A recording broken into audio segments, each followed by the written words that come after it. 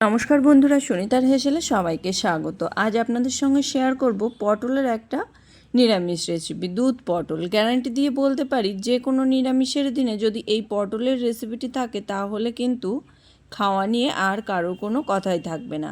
চলুন তাহলে রেসিপিটি শুরু করা যাক। এখানে দেখুন আমি পটল নিয়েছি। পটলের খোসাগুলোকে ছাড়িয়ে নিয়ে পটলগুলোকে কিন্তু একটু লম্বালম্বিভাবে চিড়ে নিয়েছি। এবার পটলের গায়ে লবণ, হলুদ আর দিয়ে দেবো সামান্য একটু চিনি আর সামান্য একটু তেল দিয়ে খুব ভালো করে কিন্তু পটলটাকে মাখিয়ে নেব। পটলটাকে লবণ হলুদ মাখিয়ে রেখে দেবো সাইডে। এর মধ্যে আমি একটা মশলা তৈরি করব। আর আজ কিন্তু রান্নাটা তৈরি করব বাটা মশলাতে। কোনো রকম কোনো গুঁড়ো মশলা ছাড়াই কিন্তু মাত্র কয়েকটা উপকরণেই কিন্তু এই সুন্দর সুস্বাদু দুধ পটল তৈরি করে নেওয়া যায়। দেখুন, তার জন্য এখানে আমি শিলের উপরে নিয়েছি 1 চামচ গোটা জিরে, নিয়েছি কয়েকটা কাঁচা লঙ্কা আর নিয়েছি কয়েক টুকরো আদা। খুব ভালো করে মশলাটার একটা পেস্ট তৈরি করে নিয়েছি। এবার ওভেনে কড়াই বসিয়ে দিয়ে তাতে দিয়ে দিয়েছি পরিমাণ মতো তেল। তেল খুব ভালো করে গরম হয়ে গেলে এর মধ্যে লবণ হলুদ মাখিয়ে রাখা পটলগুলোকে দিয়ে দিয়েছি। পটলগুলোকে বেশ লালচে কালার করে কিন্তু ভেজে নিতে হবে।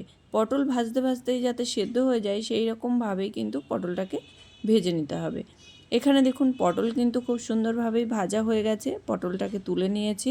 ওই একই তেলের মধ্যে ফোড়ন হিসাবে দিয়ে দিয়েছি শুকনো লঙ্কা, গোটা গরম মশলা আর গোটা জিরে।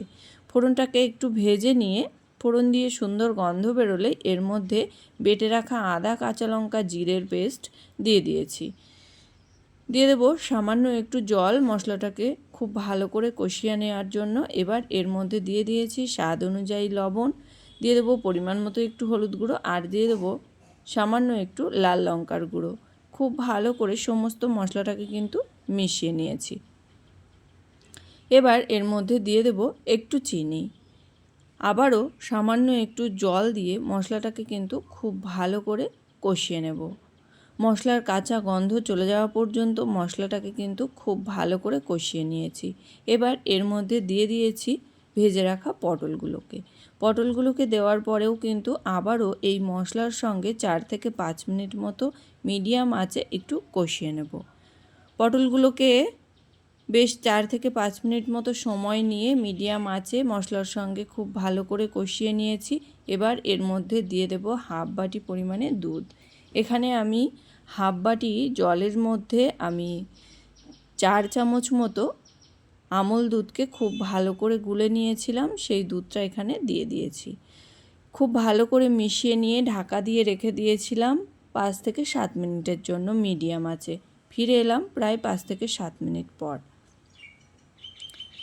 এখানে পটল কিন্তু খুব ভালোভাবেই সেদ্ধ হয়ে গেছে। আর এবার কয়েকটা কাঁচা লঙ্কা দিয়ে দিয়েছি, দিয়ে এইভাবে নাড়াচাড়া করতে করতেই কিন্তু পটলটাকে রান্না করে নিয়েছি। মিনিট 5 সময় ধরে একটু ফুটিয়ে নিলেই কিন্তু তৈরি হয়ে যাবে আমাদের সুস্বাদু দই পটল।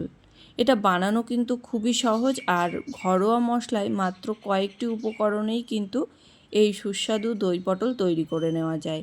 যে কোনো নিরামিষের দিনে যদি এই রকম একটা পটলের রেসিপি থাকে তাহলে কিন্তু আর কোনো কথাই হবে না।